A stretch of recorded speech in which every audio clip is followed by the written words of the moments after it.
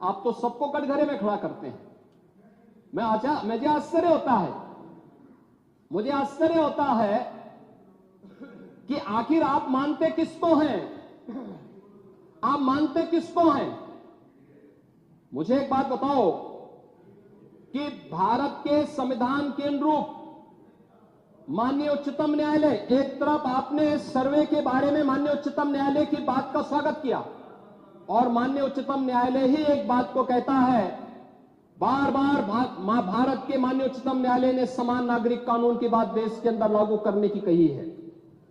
और भारत अकेला देश है, भारत अकेला देश है जिसमें बहुसंख्यक समाज अपने लिए विशेष अधिकार की मांग नहीं करता है, बल्कि एक समान नागरिक कानून की मांग कर रहा है।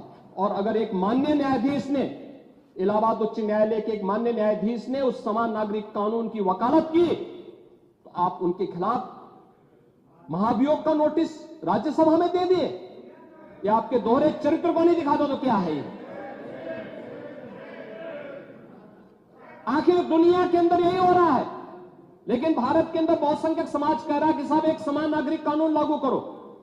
लेकिन अगर वही माननीय न्यायाधीश एक सामाजिक सांस्कृतिक संगठन के कार्यक्रम के दौरान इस बात को कहते हैं कि दुनिया के अंदर ये है, अगर भारत के अंदर इसको मांग करने की वकालत हो रही है तो बुरा नहीं। और माननीय उच्चतम न्यायालय बार बार इसके बारे में सरकार को कह चुकी है, लेकिन आप लोग उसमें एक तरफ उच्चतम न्यायालय के द्वारा सर्वे पर रोक लगाने का स्वागत कर रहे हैं, बुलडोजर की कार्रवाई पर दी गई गाइडलाइन का स्वागत कर रहे हैं। उसका तो स्वागत हमने भी किया है, क्योंकि उत्तर प्रदेश अकेला राज्य है जिसने बुलडोजर की कार्रवाई को अक्सरशः सुप्रीम कोर्ट की उस गाइडलाइन के अनुसार अंजाम दिया है, अक्सरशः। और इसीलिए मैं कह रहा हूं कि यही स्थिति है कि माननीय न्यायाधीश इलाहाबाद उच्च न्यायालय ने अगर वक्तव्य दिया समान नागरिक कानून के बारे में, तो समाजवादी पार्टी, कांग्रेस, इन सब के लोगों ने राज्यसभा में उनके खिलाफ एक महाअभियोग की नोटिस ही दे करके आप सच को मुंह जबरदस्ती बंद करना चाहते हैं।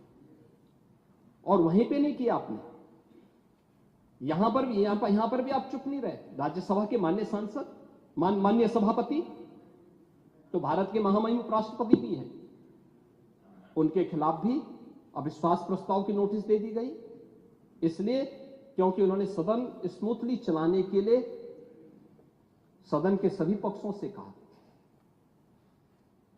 एक सभापति के रूप में, एक चेयरपर्सन के रूप में उनकी जिम्मेदारी यही है, उन्होंने इसी बात को कहा।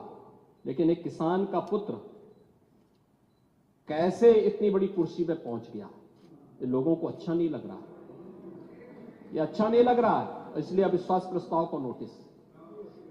चुनाव के दौरान चुनाव आयोग को कटघरे में खड़ा किया गया, चुनाव आयोग को कटघरे में खड़ा करने का प्रयास, यानी जबरदस्ती आप गन पॉइंट पर अपनी बातों को मनवाना चाहते हैं संवैधानिक संस्थाओं से। मुझे लगता है ये चरित्र अच्छा नहीं है, ये स्वस्थ लोकतंत्र के लिए अच्छी परंपरा नहीं है। हमें संवैधानिक संस्थाओं का सम्मान करना सीखना होगा।